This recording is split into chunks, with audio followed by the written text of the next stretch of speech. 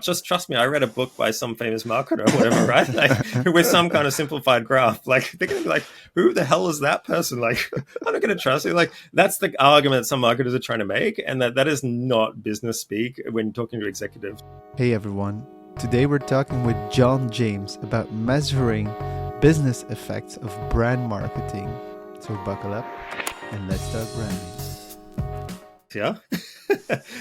My name's John. I currently live in Australia, but I was formerly, I'll give you a quick career background, but formerly used to work in advertising agencies, then worked in some digital agencies, then started a business of my own, worked in Silicon Valley as a growth manager. Then I'm sort of more on that advisory consulting side, still get my hands dirty, which we'll come to in a minute. But most of the time, I'm very much focused on the earnings outcome of all this activity, as opposed to the optics or politics that kind of goes along with a lot of the marketing and sales function. So you can ask me as much or as little as you want, but that's kind of my specialty if you had to talk about it. That's interesting. Not a lot of people talk about money when it comes to marketing, which is a bit weird. Yeah, but it's like, you don't do that. That's for the CFO. So it sounds like you have a job that is very much in demand, I can imagine. Maybe like, because you obviously talk a lot about advertising and marketing in general, but I think mostly about how advertising works and let's start there. Like, it's a very open question, but like advertising, how does that work? It's interesting. I'm actually doing a bit of a research study on this, like primary research myself, like verbatim responses, like open-ended questions. What is advertising is one of the questions. It's very interesting, the answer to that. If you talk to people or read the writings of people like Byron Sharp and the EBI, advertising is quite broad. It's like any kind of communication from an entity that is like commercial in nature. So that, like, contrary to popular perception, could be organic SEO or organic social. Doesn't have to be means you're paying for it per se with cash. It could be the result of an employee, doing some work or whatever. So using that broad definition, I understand where they're coming from there. But when I've done my research, most people associate it as some sort of like monetary paid option coming out of the cash of the company that is promoting something in some way through a channel that most people are familiar with. And I know that's a very broad definition, but that is what most people think it is when I've tested this between marketers, non-marketing executives, and a control group, which is just the layman. Yeah, I think that's interesting. And like, I do see that split between what most people call organic content versus paid ads. Even though, advertising in a way assumes it's paid. But I think that's if it wouldn't be the case, then there would be a lot of confusion about when we're talking about advertising versus organic. So I think I think that the key point here between the two is like one has a cash expense against it and one has more of a hidden expense, which is like time cost or opportunity cost, which can be far larger, which often isn't measured. So we didn't pay. You hear the stories on Twitter and everything of this tech bro who's like, hey, we got to $600 million ARR and we didn't do marketing, and like we only did XYZ, and they just basically explain they've done marketing. I'm like, yeah, that cost you millions in staff cost, opportunity cost, probably even higher. So like that's what I'm saying. Like it's more like advertising tends to be that more obvious cash burn cost that people associate with advertising, but if you use that broader definition, it's like any form of sort of promotional communication through a medium to basically sell something. Otherwise, what's the point? Interesting. And like, then I think the next question is, there's like roughly, I think in the industry, we talk a lot about two buckets of advertising. One, which is like, let's say, top of the funnel, brand marketing, whatever you want to call that beast. And then, the other one, top of the funnel, conversion oriented, performance marketing. Describe that split, if it's real or not. Like what is going on there? It's real. My litmus test is, does the customer think that way? The answer is no. Short answer to that. They just see it all as a company trying to sell me something or talk to me, right? So using that litmus test, we're talking about a false dichotomy.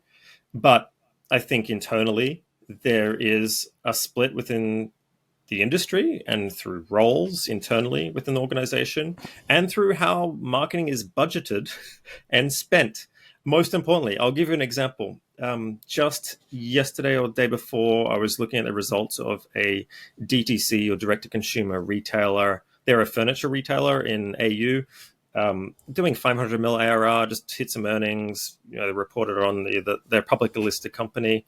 And we looked at the unit economics, and they had hidden TV advertising, which is 2% of revenue, by the way, so 2% of $500 million. They had not included that in the customer acquisition cost.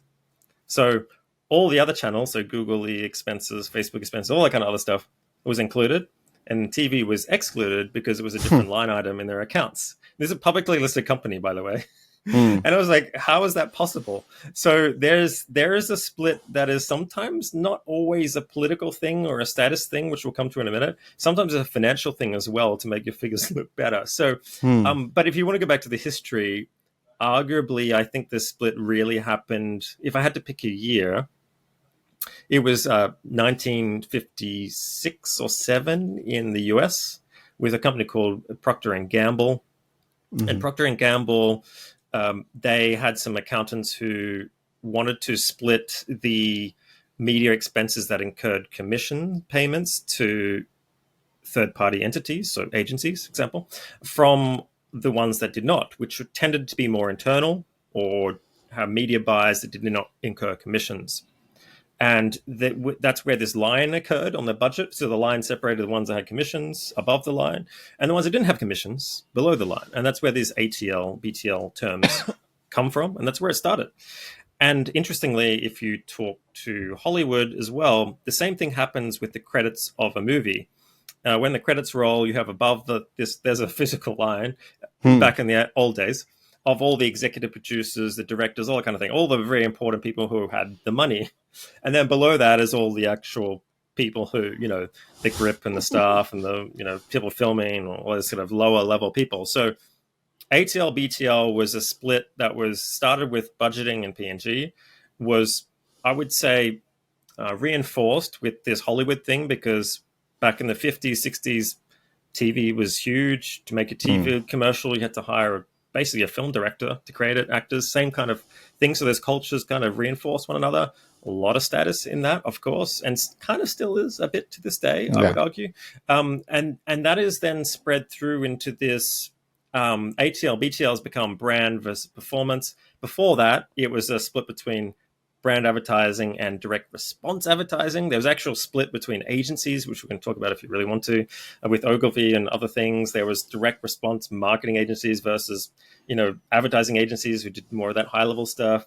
And then it has flowed through, I think, into 3.0 version, which was the rise of the digital era in 2005-6, which was, digital is encroaching on this, namely Google and Facebook, right? If we have to be specific here. And they were named performance agencies. In fact, this started in the early 90s with a company called Performix, which was later bought by Google, who sold and resold Google SEM marketing or search marketing advertising to clients. And that's kind of where this term comes from. And to delineate the two, which very different kind of ecosystems and ways of measuring and executing campaigns. I get it. You had sister agencies, you had advertising agencies over here with other media, and then you had the digital agency here with performance. So I get it. But I think it's the wrong way to look at it. And we can dive into that if you want to. Yeah, I mean, I think it's very interesting because I've often been involved in both areas.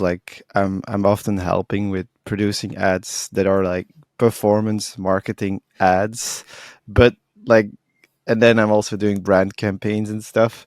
And often for me, there is not really a distinction. It's only maybe being aware of what does this person already know about us, and then how far do we need to what do we want them to do basically. But what I do see, and I think it's something you've talked about before, but what is a big challenge is, let's say the idea is we want to reach a broad amount of people, that we're a small brand. The market doesn't know anything about us. We want to reach a larger amount of people. We don't want to per se reach the people that already know us. Like, then you get into this idea of what we call a brand campaign, where it's something you want to draw the attention. And okay, that's great. But there's two things I think a lot of people struggle with. Is like, one is, how do you even define like how broad you want to target, and then how many people you want to reach with the money you have. And then the next part is, when you do launch that campaign, how are you measuring the success of it? Exactly. So I think the key thing here, I say, the difference between the two, if I had to like be really simplistic here in an answer that's kind of wrong, I would say the difference between the two is like measurement time lag. So what period of time you measure the effect, cause and effect of that investment. So performance marketing tends to be quite a narrow and quick window of time, versus brand marketing tends to be a bit longer, I would argue. And then the other thing is that it's not a channel discussion, but there are certain ways you can use certain channels that have pros and cons. Some channels you can target better in market customers, we call it, so people who are ready to buy right now versus people who are perhaps not ready to buy right now but may do so in the future. And there are certain channels who don't give you that option. You just have to target very broad parameters and sort of take your chance. And by virtue of targeting that stuff, you'll get some people who are in market and most people will not, right? There are some technologies around there that purport to, and sometimes do, allow you to target those people that have signals that are like more what we call in-market buying signals. And that has definitely been the case. Again, there's a lot of caveats to that. It depends how you set it up. There's a lot of details in that you need to be very aware of. But for a very simplistic example, I want to find a brand marketer in the Netherlands or something, right? Oh, brand marketing agency in Netherlands. I typed into Google, like that has a higher intent purchase or in-market orientation than someone going, what is brand marketing, and typing that into Google. So I had two campaigns. I had to split them up very simplistically between the two. I could call one more performance-oriented or direct response. I could call another one that's a bit more of a long-taily trailing thing. Do I want to get both of those people? Sure, probably. I don't know. We'll test it. But that's a very simplistic way of doing it. Can I do that with a TV buy? No. Can I do that with a radio buy? No. So that's the difference, I think. And people get hung up on this being a channel discussion. The channel is just a conduit. It's a medium that your message goes through to market. Again, there's lots of different things. Sometimes the medium is the message. There's an ad stock or some sort of halo effect of that medium. I get it. But I think people think of this in the wrong way, and they create this false dichotomy between the two activities, when really you should probably talk about it in a bit of a different way that's more constructive, especially when you're talking to executives and trying to get funding. Interesting. Yeah, there's a lot to there's a lot to unpack there. Like, I mean, one of the things that I find very interesting is like, I've been in a lot of positions where like startups, scale-ups, companies are moving from like a purely, let's say, performance marketing oriented approach, or maybe they have a sales team and they started doing a bit of like paid ads to get some more people to the door, and then at a certain point they realize like, okay, this is not working. Like, it's hard for us to get through the door. Like, it's costing us a lot of money to acquire customers, the CAC value of that and all of that stuff. But making that transition to brand marketing, or whatever you want to call it, is hard. And like, that's true. You mentioned it, like it's hard to get CEOs, CFOs on board with this, especially if the cost is different, and then the direct performance is also different. Like, how do you even talk about shifting towards this type of marketing? That's a really good question. This is what people pay me for, but at the same time, I think it's a really big problem right now. Especially the last couple of years. So I think the death knell for me, if I had to pick a year, would be 2021 with Apple's ATT, or App Tracking Transparency Update, which really severed a large chunk of that feedback loop of digital attribution. So if people don't know about this, basically Apple forced an update through iOS 14.5 back in 2021, which severed the connection of complete attribution. So therefore, every iOS user, and most people opted into this, like 80, 90, 95% of people, right? iOS. So that's like what? Half sometimes of your mobile market, which is the majority of your traffic. So let's just say at least 30 to 40% of your traffic, right? That granularity of the response, so cause, effort, and then the measurement of that response is now anonymous. Nobody knows.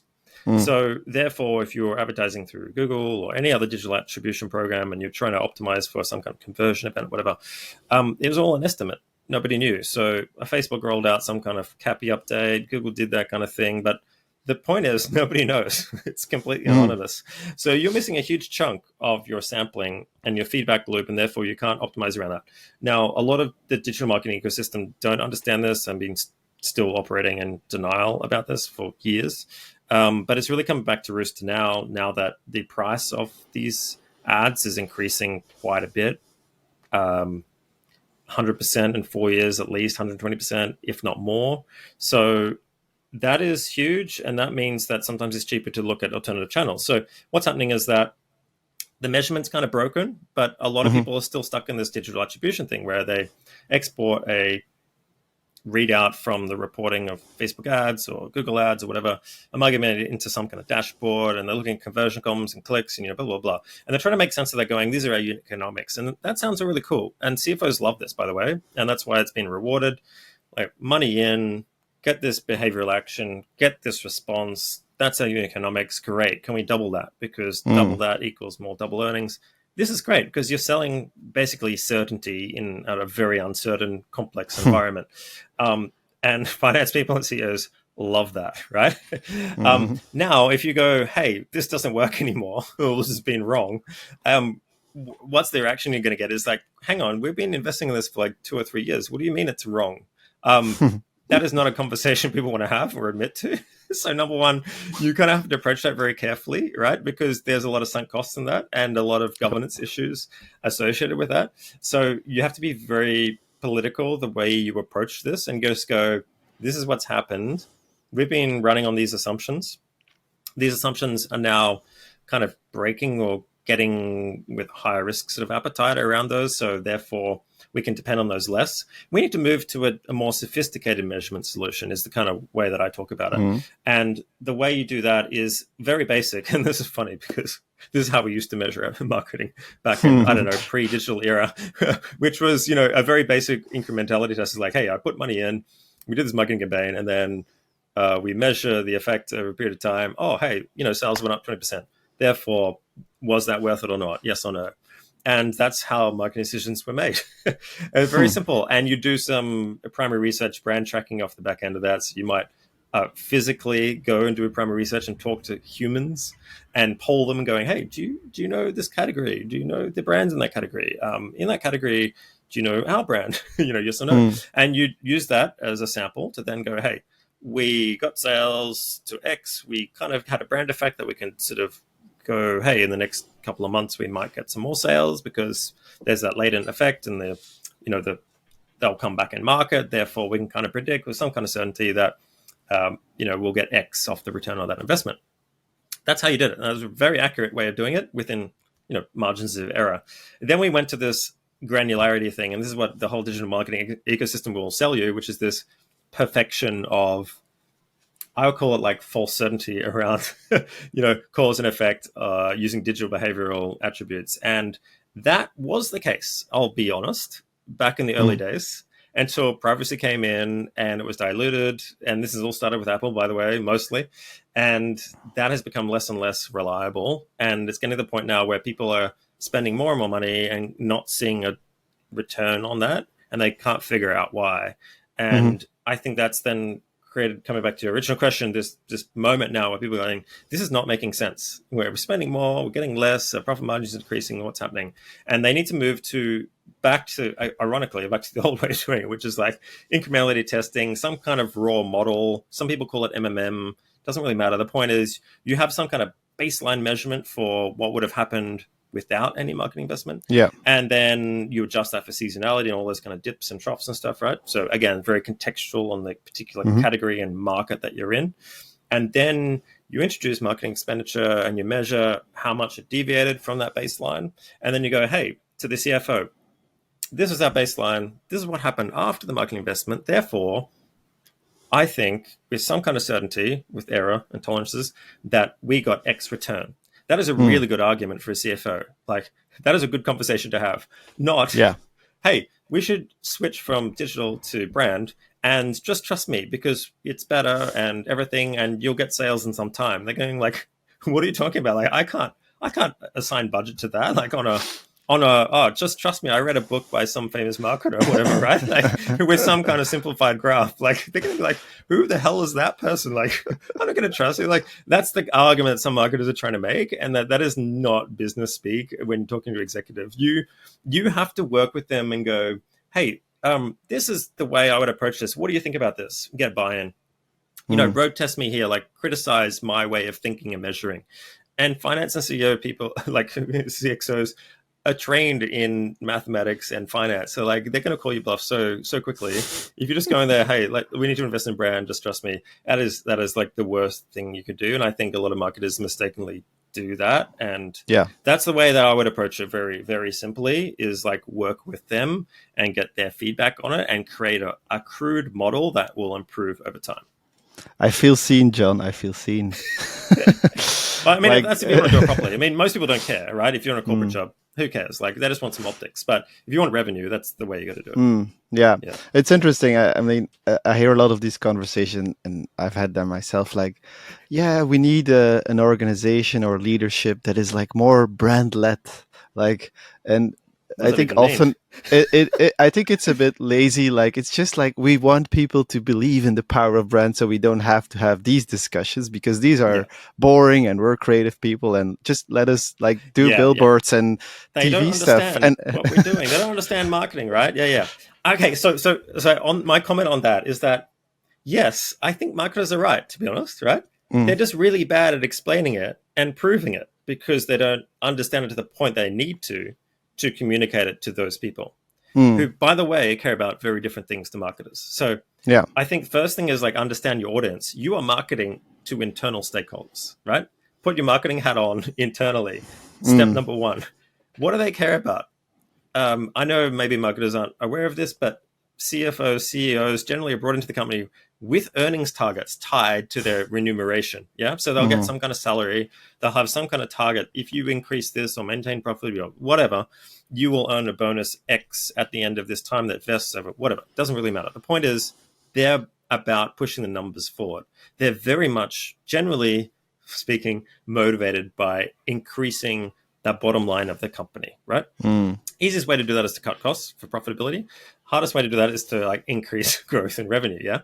And that's where I think they lean on marketing. And they understand brand, kind of. They don't really know how it works, but they understand it. The point is, if you say, oh, we'll invest in this, and then 4 years later, you might get some revenue. They're like, I've got a Q2 earnings target, like in 1 quarter or 2 quarters before I get fired. Like that has no relevance to me in my position. Like I'm not incentivized by that. So like I get it, and they'll nod and smile and go, yeah, that sounds a great idea, but like they don't care. So I think number one is like find out what they care about and then work back from there, and that will give you the lens of how they think about brand and marketing investments.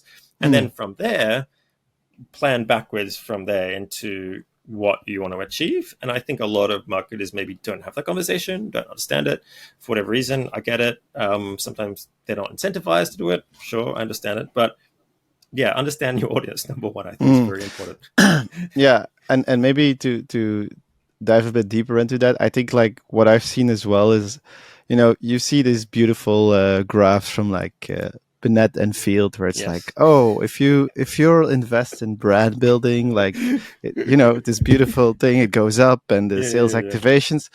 But in reality, like when you do like, and I've had this before, like where I did this brand campaign, very cool video, was very emotionally driven, but the thing is like, on the short term we weren't really seeing something, and I was like having the excuse for myself, like, oh, but this will be in 6 months and 2 years, and Yeah, it yeah. will, the arguments you hear, and Everyone then does that. like it kind of died, and it should have, but like Mm.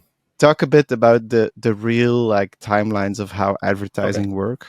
Sure. So I think that's very natural. When it's our work, yeah, it's our baby. We get very Mhm. attached to it. We have emotional sunk costs. Like I spent like months of my time and energy into this thing. There's the resource cost of different people. There's the budgetary cost. So like sunk cost fallacy is very real when we get into Yep. these kind of investments. We become more attached to it. Again, I'm not discriminating here. I've seen founders create this like really cool tech product and get really attached to it. I'm like, yeah, but we've got to sell it now to market, and the market is brutal. Like they're going to tell you very quickly if they like it or not. Like, and are you prepared to hear that answer? Most of them are not, right? So you got to tiptoe around that reality. And I think the same applies sometimes to some of our marketing investments. Like the more time and resources we spend on it, the more attached we are to our detriment sometimes. Yeah. And I Yep. think the brutal reality is like the market doesn't care what we think of it internally, what people think of it. They're brutal. Yeah. And I think that's that kind of step number one, like some kind of form of detachment. And I was reading this book. Sorry, a lot of investors and founders and business owners, we think more in probabilistic thinking, which is there's a complex system that we can't control. Yeah. So Hmm. marketing, I think, is definitely one of those, or business success. And there's no sure formula, but we can place bets like playing a hand of poker, and we can play the odds. Yeah. And Yeah. sometimes we're going to lose, sometimes we're not. But if we play the odds long enough, we'll kind of win. Yeah. In a long Hmm. enough period of time. And I think some people go, hey, they put all their money into the pot and they go, I'm going to win this hand. I've got like double king or something. And then someone, wins with like some straight or, a trip or something. So I think thinking in that way is a good way of detaching yourself from becoming too emotionally involved in that. Hmm. And I think, sorry, what was the last part of your question? No, I think like the question I forgot it myself. So I was talking about a brand campaign, like the timeline. That was it. Oh, Like, timeline. Okay, okay, how good. long does it actually, Really important. have an effect? Yes. Okay. So really important. There's a couple of studies. I did an article on this. If you go to my LinkedIn, you can kind of find out. I created a newsletter for some people called A Dose of Strategy. Sorry, plug. Um, No worries. but the first one was about this exact thing, which is why I'm mentioning it. And I looked at 4 different studies. One of them is with Sharp, Kennedy et al. One is with Kuhn Poles, at Northwestern University, Brussels. Actually, he's in Brussels, close to you, but anyway. Cool.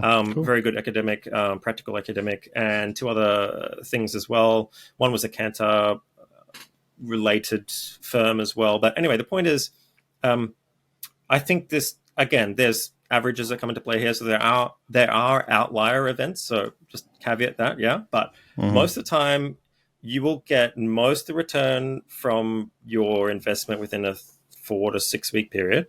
Yeah, that will be about 50%. So you have a half life between that period of time. So, i.e., if your campaign is not performing straight away within the first 4 to 6 weeks, it's not going to get any better.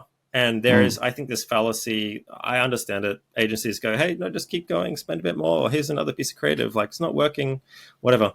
It doesn't get better. It's very rare for that to happen. So, therefore, I think you kind of looking at this curve that goes like this and then sort of has this tailing effect. The rest of the 50% will come in a very long period of time. And this is, I think, the key thing to sell to CFOs and CEOs. And again, look at those studies. They've been replicated, which is great. So there's some consistency around it. It's not just some random paper that isolated variables and said, hey, this is the way it works. Like there's been a couple of studies that have found a very similar kind of curve.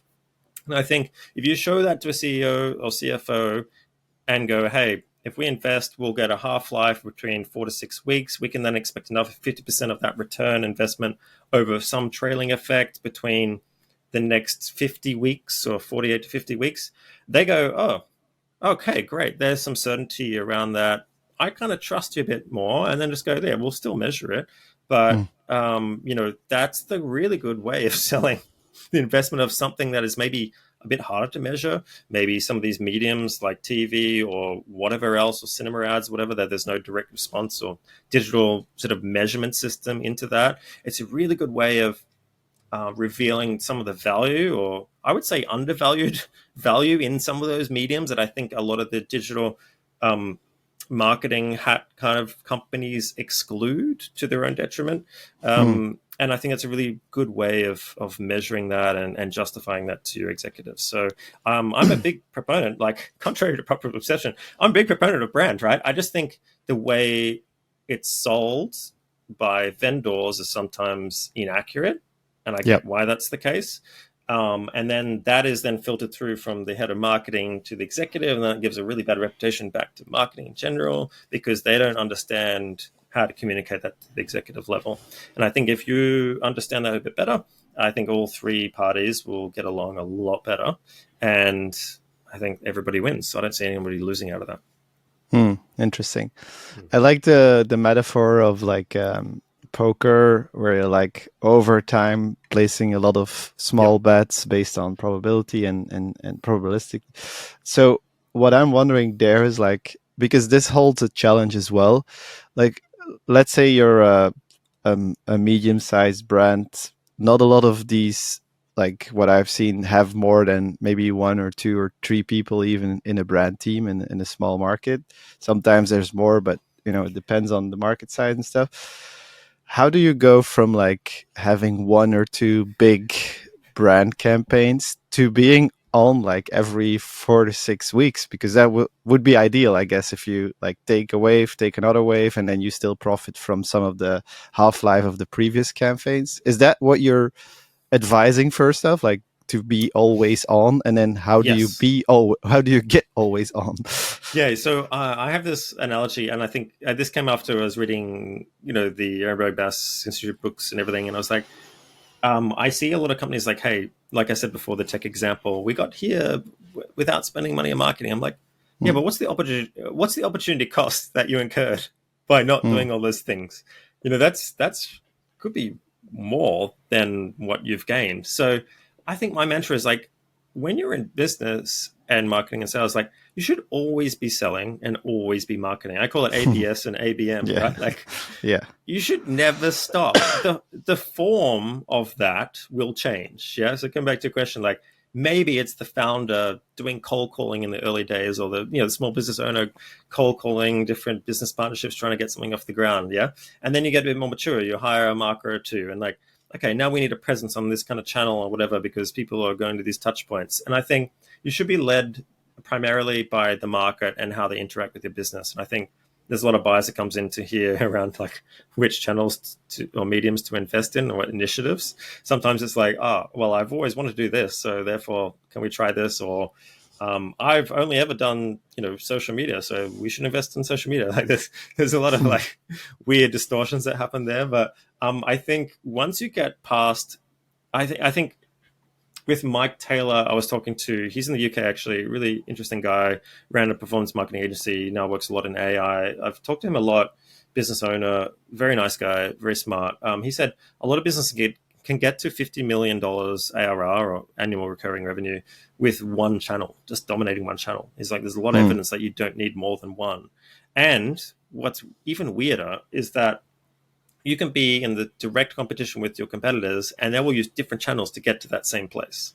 So you could dominate Google, they could dominate Facebook, another person could dominate, I don't know, referral network or something, or TV ads, whatever. Like, that's even weirder, yeah? You'd think there'd be some sort of like channel that is specific to that niche, but not always the case. And I think you can get to 50 mil ARR with that, and a lot of people spread their focus too quickly, too early, and that dilutes their focus and dilutes the yield. So a lot of channels have this kind of, I call it like a minimum threshold. So, hey, I'll put $1,000 into, this channel. You're not going to get anything. You need to be spending like a large chunk proportionate to everybody else inside your category to really get any cut through. Yeah. And I think a lot of people underinvest, and they do that times 3, and they're sort of like under this threshold in all their channels, and they go, it's not working.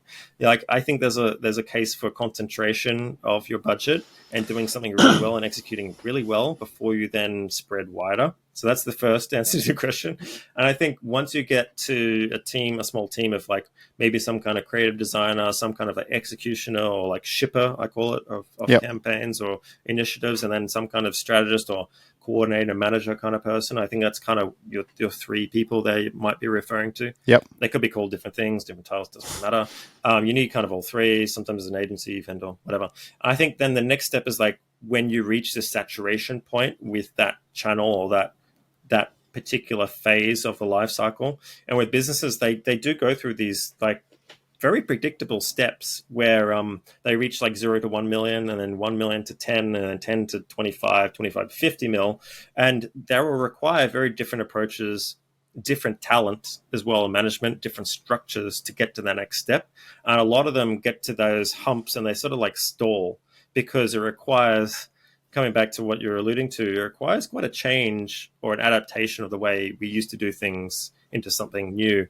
And that requires people to be open-minded about moving on from what was working into like some opportunities that may work that are a bit more risky, perceived as risky. There's a lot more uncertainty that you'll have to sell into that, and that requires a skill that, again, coming back to this probabilistic thinking, this is a book by Matt Watkinson called Mastering Uncertainty that I'd recommend to read. He is quite friendly with Rory Sutherland's Alchemy. So if you like alchemy, you'll like that book.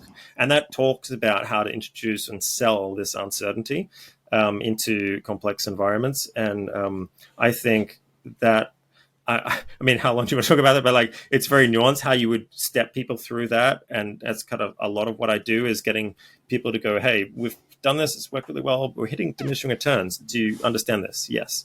Okay. So we need to do something different. Do you agree? Yes. Okay. So let's introduce something different.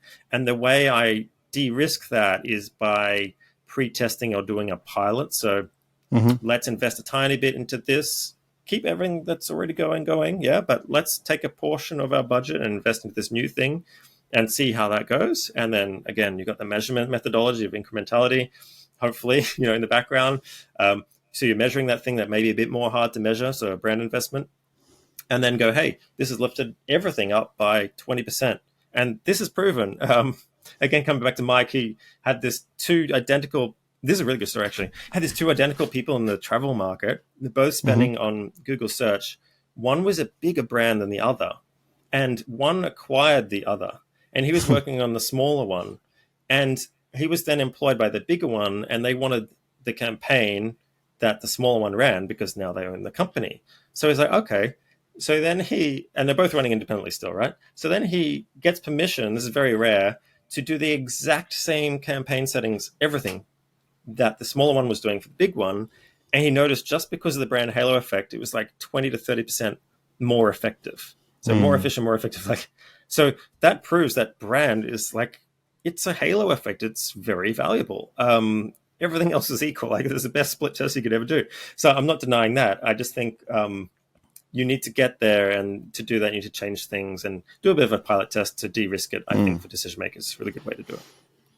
Yeah, I really like I guess that's also like how you think and how you're wired, but I like the fact that you're looking at it from a very detached perspective, not as in not caring, but more like, let's try this and put that there and let's de-risk that. And like, it's really, again, going back to that poker metaphor, where I think for me, sometimes I'm very much like looking at the cards I have in my hand, like, I really want to win this one. Like, and because you're constantly in the work, but I really liked like this stepping back and like looking at the long game. And when you place more money into like, if you're playing Texas Hold'em, I don't know if people play poker anyway, but like there's certain rounds where you can bet based on the probability of you thinking you'll win, right, compared to other people. And like there's like a couple of rounds where you can put more money in. And it's a really good example of like sunk cost. The more money you put in, the more attached you are to go along with it, even if it could be a really bad way of doing it, So the cards come out, the flop's like really bad for you. You've got like two kings, and like it's like 2, 3, 7, and you're like, oh, maybe someone has like a 7 and a 3, like I'd be screwed, right? Like, so like that's a really crude example of like, I think the same dynamic happens in everything that we do to a certain extent. And I know it's really hard to detach, but I think that's a better way of talking about it to executives, especially finance people. Yep, 100%. John, this was lovely. No worries. If people want to like find your stuff, or like I recommend it. You have some great memes as well on X. But like, what's your place where you want to send people? Somewhat inappropriate. Look, I have a private newsletter that I go into a bit more of the detail. If you want Hmm. to go to hybridseed.substack.com, you can sign up there. It's a modest following, I would call it, like under 1,000, but it's like some people who want that detail. For everyone else, like just follow LinkedIn. There's a newsletter there. It's a bit more of a simplified version of that. I think social media is not a great place because the way the algorithms are like reward things is more for I call it the lowest common denominator or the midwit of the social media users. So like, Yep. so it can just reward people like aren't really thinkers, and for that reason. But yeah, there's lots of content there, and just DM me and hey. I get DMs all the time going, I'm really interested in this, and be as specific as you want. And I'm sure I've talked to somebody about it, and I'll just point in the right direction. So that's probably the best way of doing it. But I also love your work as well. And I really like the way you've branded your podcast and your brand. And I think it's visually distinctive. And I think it's like preaching, like doing what you preach, which is a good example. So thanks for doing what you do. Thanks a lot, John. Take care. All right, see you. Voilà. Let me